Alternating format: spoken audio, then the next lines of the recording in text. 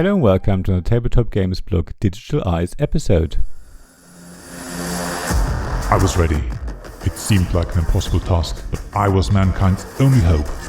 I had to do what I could and fight my way through the ever-increasing number of machine parts, which are making the machine stronger and bring it closer to sentience. It was a matter of taking it one machine part at a time, until I reached the core and was finally able to put an end to the Doom Machine by Nathan Meunier.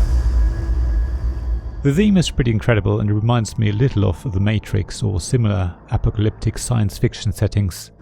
The illustrations by Nathan Meunier are also incredible and really bring you into the world this little game conjures up.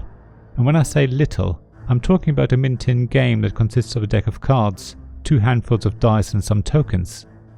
I haven't actually seen a physical copy of Doom Machine, having only played it on Tabletop Simulator, but from what I can tell by having seen a photo of the prototype and knowing how big mint-tins are, I do think it will fit neatly into your coat pocket, handbag or rucksack, and as long as you have a little table, you can play it pretty much anywhere while out and about. Now, I'm not a solo gamer myself, preferring to play games with other people, but I've recently started to play cooperative games more often, and you could argue that all solo games are basically cooperative games, but you're playing by yourself. So I approached Doom Machine from that angle. The game is all about the dice. You roll them, manipulate them and then place them. That sounds like there's a lot of randomness in the game, which is compounded by the fact that the deck of cards, which represent the machine's parts, are also shuffled every game and create more randomness. However, you have a lot of control over the dice and their values, and it is your choice which machine parts you attack, giving you a lot of control over the cards as well. Each machine part requires a specific combination of dice to break through the defenses and allow you to attack it. To help you with this, you can increase or decrease the pip value of up to 3 dice by 1, and you can reroll up to 3 dice once. That's usually enough to get the numbers you need and weaken the machine parts. Each machine part starts with a different strength, represented by one of the dice, and when you reduce that to 0, the card gets removed from the game and you get another dice added to your dice pool. That means the more cards you destroy, the more dice you have to attack. So even though you're not building an engine as such, it does feel like you get more and more powerful, while the Doom Machine gets weaker and weaker. That simple mechanism creates a real sense of achievement and satisfaction. You feel like shouting, "Take that, you stupid machine!" as you reduce another machine part to nothing. It's a great feeling. Of course, the machine isn't idle and every round a new machine part is added. The machine grows and becomes stronger. As each machine part goes through its program, it can increase the Doom Machine's sentience and power, which in turn can make the machine's attacks more powerful. It's as if you're dealing with a thinking machine that's getting better as time goes on, adding to the sense of urgency you feel right from the beginning. It's actually quite amazing to see how the deck has been designed to create lots of subtle interactions between cards, which makes the machine more effective overall, which help you decide which part to focus on. If you can destroy a key section of the machine, you can really slow it down. You can protect yourself from the machine's attacks by assigning some of your dice as shields, but of course, the more dice you use as shields, the less you have to attack the machine.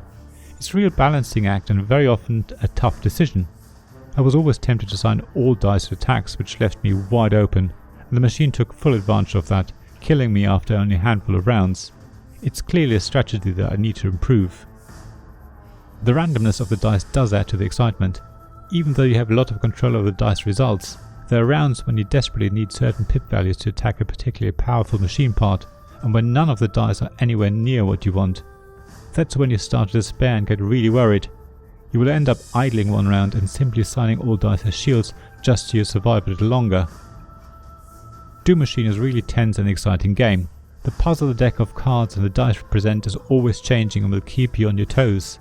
Yet, it's not too thinking, it's something you can play of an evening, after work when you're tired, just to wind down. Just don't expect to defeat the game on your first try, or your second, or even your third. It will take some time before you finally manage to destroy the Doom Core. And when you feel like you've mastered it, there are variants to raise difficulty another level or 2. Thank you for listening to this Tabletop Games blog Digital Eyes podcast. Please check the description below for links mentioned in this episode, as well as to the written version of this article on the blog. If you enjoyed this episode, please subscribe, give us some stars or leave a review. Please also tell your friends about me, and if you want to offer financial support, check out my Patreon and Ko-fi pages, links to which you'll find in the blog at tabletopgamesblog.com. So thank you again for listening, and I hope to see you again soon. This podcast was made possible by the generous help of my Patreon supporters: Royal Patron Sean Newman, Castle Guard David Miller, Dice Masters Alex Bardi, Paul Grogan, Robin Kay, and James Naylor, and Shining Lights Sarah Reed, Tim Vernick, and We're Not Wizards.